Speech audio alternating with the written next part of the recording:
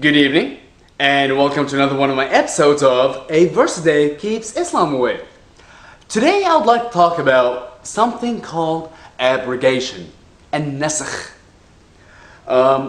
Abrogation is a fascinating process that Muslim scholars have come up with in order to prevent themselves or prevent the Qur'an from contradicting itself. Abrogation, which sort of takes over a previous verse if one contradicts the other. It's al-nasikh wal-mansukh, the verse which abrogates and the verse which has been abrogated. It's sort of like saying, hey, if a newer verse comes after an older verse that contradicts it, then we can do away with the older verse as the newer verse is the better and improved one. Let's take a little look at this and see. I would actually like to speak about abrogation directly from Al-Qur'an. Okay? First thing I'd like to go to is Surah alBaqara, Al-Qur'an, Surah number 2, verse number 106. Whatever communications we abrogate or cause to be forgotten, we bring one that is better or like it. Do you not know that Allah has power over all things? So in this verse it's very clear that every now and then Allah might decide, hey, you know what I told Muhammad is not really what I really intended to tell him, or I changed my mind, or you know what, I got a better one for you, get better verse, better surah. So it's okay. He will abrogate the previous one and give you a better one. Now, let us move on to a different surah. Surah al-Hajj, the pilgrimage. Al-Qur'an, book number 22, verse number 52.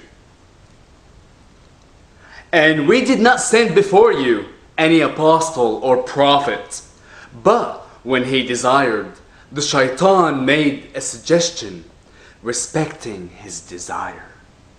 But Allah annuls that which the shaitan casts. Then does Allah establish his communication, and Allah is knowing and wise.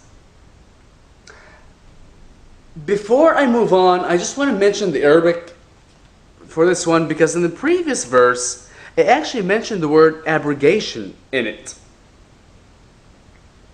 Yes, we abrogate. However, this one, it talks about, but Allah annuls. That's how it's translated. Let's look at the Arabic, see if the word nasakh is in there.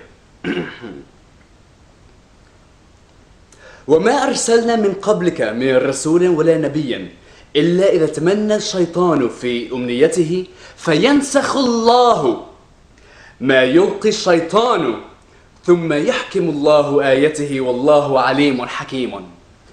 It actually uses the word abrogation in Arabic.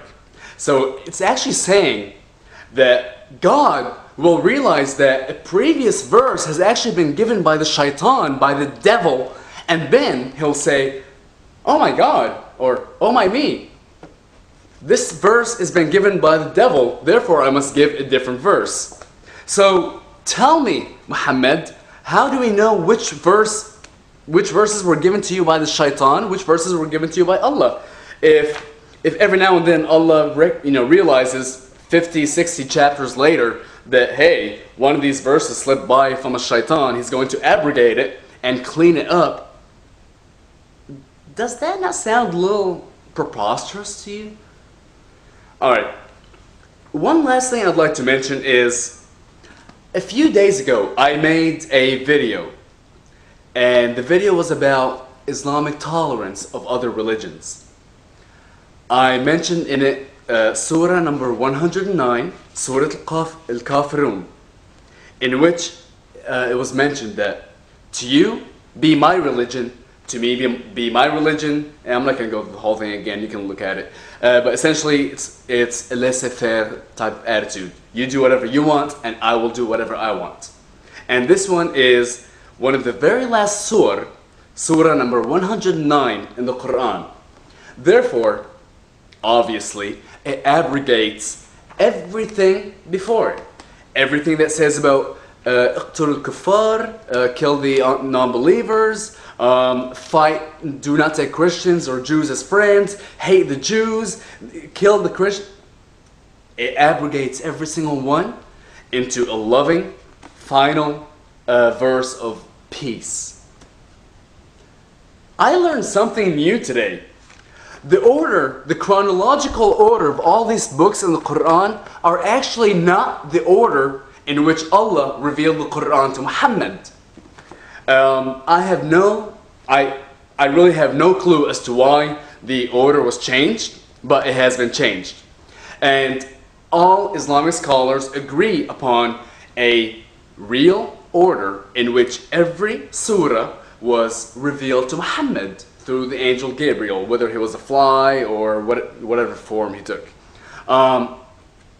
Now, this surah number 109, one of the very last one that abrogates all the previous bad surah, all the previous wars and fighting and hating. It was not number 109. It was actually revealed as surah number 18. Okay, bear with me for 1 second. Now, let's look at one of the most violent and cruel surah, like Surah Al-Anfal or alBaqara.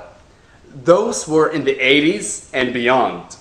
Actually, alBaqara was surah number 87.